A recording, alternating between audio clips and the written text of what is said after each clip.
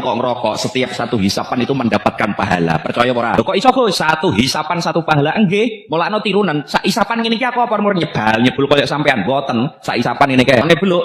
Ngono. Berarti dadine Allah. Benar nggak yang dia ucapkan ini? Apakah ngisap rokok itu berpahala? Saya akan jelaskan dalam 4 poin, lengkap dengan semua dalil dari Al-Quran dan juga penjelasan sains. Pertama, karena dia membinasakan. Dalilnya di surat Al-Baqarah ayat 195. Wala tulqu bi'aidikum ila tahlukah. Jangan kamu jerumuskan dengan tangan-tanganmu sendiri kepada kebinasaan. Fakta membuktikan. Pertama, ijma kesepakatan semua dokter bahwa rokok itu membahayakan. Nggak ada dokter yang membolehkan. Yang kedua, data dari WHO sendiri tahun 2025, per tahun ada korban jiwa lebih dari 7 orang. Alasan kedua, karena rokok termasuk khaba'ith. Dalil pengharamnya ada di surat Al-A'raf ayat 157. Wa yuharrimu 'alaihimul khaba'ith. Dan dia Allah mengharamkan segala jenis khabith. Rokok termasuk khabith yang buruk, berbahaya. Fakta berbicara, rokok mengandung 70 bahan kimia penyebab kanker. Dan ini bahkan nggak ada di hal-hal yang haram lainnya seperti babi, khomer. Bahkan jika dikonsumsi terus-menerus, rokok disebut lebih parah dibandingkan khomer dan babi. Yang ketiga, unsur tabdzir atau pemborosan.